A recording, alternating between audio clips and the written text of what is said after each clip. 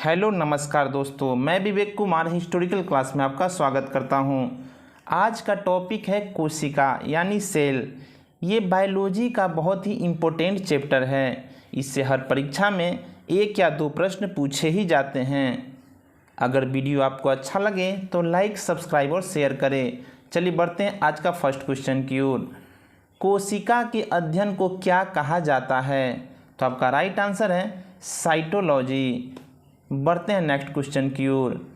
कोशिका की खोज किसने की? तो कोशिका की खोज रॉबर्ट हुक ने किया, लेकिन यह मरे हुआ कोशिका का खोज किया था। अगर आपसे पूछा जाता है कि जीवित कोशिका की खोज किसने किया, तो आपका राइट आंसर होगा ल्यूवेनहॉक। बढ़ते हैं नेक्स्ट क्वेश्चन की ओर। जीवन की मूलभूत इकाई क्या है? तो आपका जीवन की मूलभूत इकाई कोशिका है यानी सेल। बढ़ते हैं नेक्स्ट क्वेश्चन की ओर। सबसे छोटी कोशिका कौन सी है? तो आपका राइट आंसर है माइकोप्लाज्मा, यानी माइकोप्लाज्मा सबसे छोटी कोशिका होती है। बढ़ते हैं नेक्स्ट क्वेश्चन की ओर। सबसे बड़ी कोशिका कौन सी होती है? तो सबसे बड़ी कोशिका शुतुरमुर्ग के अंडे की होती है। तो सबसे छोटी कोशिका तो प्लाज्मा, माइकोप्लाज्मा, और सबसे बड़ी कोशिका शुतुरमुर्ग के अंडे की। बढ़ते हैं नेक्स्ट क्वेश्चन की ओर। कोशिका की सबसे बाहरी दीवार को क्या कहते हैं? तो आपका राइट आंसर है कोशिका झिल्ली। कोशिका की सबसे बाहरी दीवार को कोशिका झिल्ली कहते हैं। यही आपको पादप कोशिका में पूछा जाएगा तो कोशिका भित्ति होता है। चलिए बढ़ते हैं नेक्स्ट क्वेश्चन की ओर। कोशिका की सबसे बड़ी अंग कौन सी होती है? तो आपका राइट आंसर है केंद्रक। कोशिका की सबसे बड़ी अंग केंद्रक होती है, जो आपको फिगर में दिख रहा होगा। बढ़ते हैं नेक्स्ट क्वेश्चन की ओर। कोशिका की सबसे छोटा अंग कौन सी होती है? तो आपका राइट आंसर है राइबोसोम। राइबोसोम कोशिका का सबसे छोटा अंग है। इसका काम क्या है? तो राइबोसोम का काम है प्रोटीन का निर्माण करना, इसीलिए इसको प्रोटीन का फैक्ट्री भी कहा जाता है। अगर आपसे पूछा जाएगा कि कोशिका में प्रोटीन की फैक्ट्री किसे कहा जाता है, तो राइबोसोम को। बढ़ते हैं नेक्स्ट क्वेश्चन की ओर। जीव द्रव्य शब्द का प्रयोग सबसे पहले किसने किया था? तो आपका राइट आंसर है पुरकिंजे ने। पुरकिंजे ने जीव द्रव्य शब्द का सर्वप्रथम बार प्रयोग किया था। बढ़ते हैं नेक्स्ट क्वेश्चन की ओर। पादप में उपस्थित कोशिका भित्ति निम्न में से किसकी बनी होती है? तो आपका राइट आंसर है सेलुलोज की। तो पादप की कोशिका भित्ति सेलुलोज की बनी होती है। बढ़ते हैं नेक्स्ट क्वेश्चन की ओर। कोशिका का कौन सा अंग प्रोटीन का निर्माण करता है? तो आपका राइट आंसर है राइबोसोम। राइबोसोम प्रोटीन का निर्माण करता है। इसका काम ही है प्रोटीन का निर्माण करना, इसीलिए इसे प्रोटीन फैक्ट्री भी कहा जाता है। बढ़ते हैं नेक्स्ट क्वेश्चन की ओर। निम्न में से किसको कोशिका का पावर प्लांट भी कहा जाता है?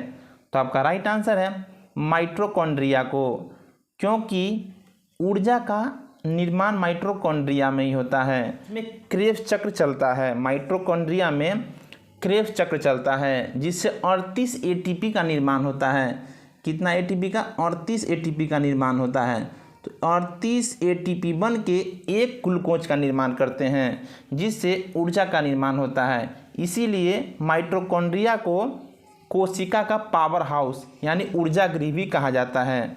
बढ़ते हैं नेक्स्ट क्वेश्चन की ओर। कोशिका का कौन सा अंग कोशिका विभाजन करता है? तो आपका राइट आंसर होगा सेंट्रोसोम। सेंट्रोसोम का काम है कि कोशिका का विभाजन करना, यानी एक कोशिका टूटकर 2 नए कोशिका का निर्माण करना।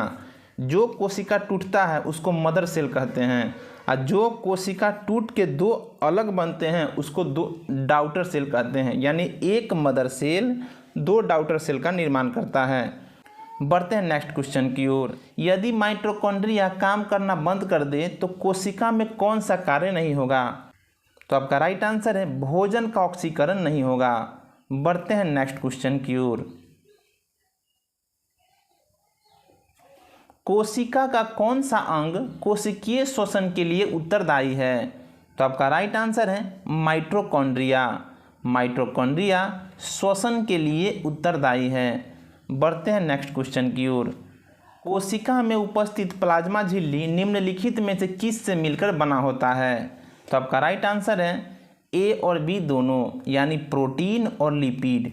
वो प्रोटीन और लिपिड दोनों मिल के प्लाज्मा झिल्ली का निर्माण करते हैं, यानी प्लाज्मा झिल्ली प्रोटीन और लिपिड के बने होते हैं। बढ़ते हैं नेक्स्ट क्वेश्चन की ओर।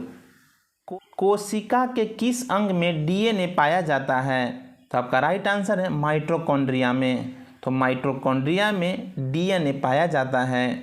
बढ़ते हैं नेक्स्ट क्वेश्चन की ओर। जीवाणु कोशिका में माइटोकॉन्ड्रिया की संख्या कितनी होती है? तो आपका राइट आंसर होगा 0, यानी जीवाणु कोशिका में माइटोकॉन्ड्रिया नहीं होती है। बढ़ते हैं नेक्स्ट क्वेश्चन की ओर। कोशिका में निम्न में से कौन सी पाचन थैली कहलाती है? तो आपका राइट आंसर है लाइसोसोम। बढ़ते हैं नेक्स्ट क्वेश्चन की ओर। कोशिका का जीवित अंश जीव द्रव्य कहलाता है, यह किसका बना होता है? तो आपका राइट आंसर है कोशिका द्रव्य, केंद्रक द्रव्य और अन्य कोशिका से। बढ़ते हैं नेक्स्ट क्वेश्चन की ओर। 80% से अधिक कोशिका में पाया जाने वाला पदार्थ कौन सा है? तो आपका राइट आंसर है जल। तो 80% से अधिक कोशिका में पाया जाने वाला जल होता है। बढ़ते हैं नेक्स्ट क्वेश्चन की ओर। निम्न में से कोशिका नियंत्रण केंद्र कौन है? तो आपका राइट आंसर है केंद्रक, यानी केंद्रक का काम ही है जितने भी उसमें आपके कोशिका में जितने भी अंग हैं, यानी माइटोकॉन्ड्रिया, लाइसोसोम, आपका वैक्यूल्स, रसधानी, ईडी यानी एंडोप्लाज्मिक रेटिकुलम, जितने भी है सबको कंट्रोल करके कौन रखता है? तो सबको कंट्रोल करके केंद्रक रखता है, और केंद्रक कोशिका का सबसे बड़ा अंग है। बढ़ते हैं नेक्स्ट क्वेश्चन की ओर। कोशिका के किस अंग को आत्महत्या की थैली कहा जाता है? तो आपका राइट आंसर है लाइसोसोम। देखिए, लाइसोसोम को आत्महत्या की थैली इसलिए कहा जाता है कि उसके पास एक एंजाइम है, जल अपघटक एंजाइम। अगर कोशिका का कोई भी अंग अगर सही से नहीं काम कर रहा है तो वो लाइसोसोम क्या करता है? एक एंजाइम छोड़ता है। उस एंजाइम का नाम है जल अपघटक एंजाइम, जिससे वहाँ के जो भी चीज़ होते हैं वो मर जाते हैं। बढ़ते हैं नेक्स्ट क्वेश्चन की ओर। कोशिका के भीतर पाए जाने वाले द्रव्य जैसे पदार्थ को क्या कहते हैं? तो आपका राइट आंसर है कोशिका द्रव्य। बढ़ते हैं नेक्स्ट क्वेश्चन की ओर। वसा का संचय कोशिका का कौन सा अंग करता है? तो आपका राइट आंसर है गोल्जिकाय, यानी गोल्जिकाय वसा का संचयन कोशिका के माध्यम से करता है। बढ़ते हैं नेक्स्ट क्वेश्चन की ओर।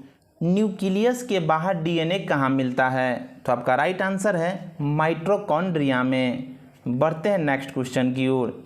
एक कोशिकीय जीव कैसे प्रजनन करता है? तो आपका राइट आंसर है कोशिका विभाजन द्वारा। बढ़ते हैं नेक्स्ट क्वेश्चन की ओर। कोशिका के केंद्रक में कौन सा द्रव्य होता है? तो आपका राइट आंसर है न्यूक्लियोप्लाज्म। न्यूक्लियोप्लाज्म कोशिका के केंद्रक में होता है। बढ़ते हैं नेक्स्ट क्वेश्चन की ओर। निम्न में से कौन सी कोशिका अंग केवल वनस्पति कोशिका में उपस्थित होते हैं? तो आपका राइट आंसर है कोशिका भित्ति, यानी कोशिका भित्ति केवल वनस्पति कोशिका में ही पाया जाता है, यानी पादप कोशिका में ही पाया जाता है। बढ़ते हैं नेक्स्ट क्वेश्चन की ओर। निम्न में से किस कोशिकाओं को एटम बम कहा जाता है? तो आपका राइट आंसर है लाइसोसोम, क्योंकि लाइसोसोम को एटम बम इसलिए कहा जाता है क्योंकि उसके पास एक जल अपघटक एंजाइम होता है और सबको विनाश करने में वो सक्षम है। बढ़ते हैं नेक्स्ट क्वेश्चन की ओर। पादप कोशिकाओं का सबसे बाहरी आवरण क्या कहलाता है? तो आपका राइट आंसर है कोशिका भित्ति। बढ़ते हैं नेक्स्ट क्वेश्चन की ओर। कोशिका को एक निश्चित रूप कौन प्रदान करता है? तो आपका राइट आंसर है कोशिका भित्ति, यानी कोशिका भित्ति का काम ही है एक आकार देना, एक निश्चित आकार देना। और वैसे ही जैसे पादप कोशिका में कोशिका भित्ति पाई जाती है, वैसे ही जीव जंतु की कोशिका में कोशिका झिल्ली पाई जाती है।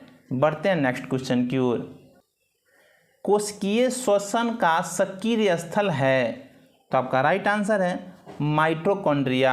माइटोकॉन्ड्रिया कोशिकीय का श्वसन स्थल है। बढ़ते हैं नेक्स्ट क्वेश्चन की ओर। लाइसोसोम में पाए जाने वाला वह एंजाइम जो जीव द्रव्य को घुला देने या नष्ट कर देने की क्षमता होती है, उसे क्या कहते हैं? तो आपका राइट आंसर है हाइड्रोक्लोरिक एंजाइम। बढ़ते हैं नेक्स्ट क्वेश्चन की ओर। फूलों और बीजों को विभिन्न प्रकार के आकर्षण रंग कौन प्रदान करता है? तो आपका राइट आंसर है क्रोमोप्लास्ट।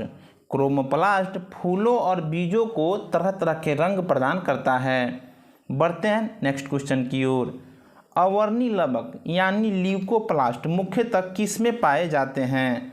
तो आपका राइट आंसर है जड़ों की कोशिका में। बढ़ते हैं नेक्स्ट क्वेश्चन की ओर। निम्न में से वह कौन कोशिका का अंग है जो प्रोकैरियोटिक कोशिकाओं में नहीं पाया जाता है? तो आपका राइट आंसर है माइटोकॉन्ड्रिया, यानी माइटोकॉन्ड्रिया प्रोकैरियोटिक कोशिका में नहीं पाया जाता है। आज के लिए इतना ही। अगर आपको वीडियो अच्छा लगा हो तो लाइक, सब्सक्राइब और शेयर करें। जब तक के लिए जय हिंद।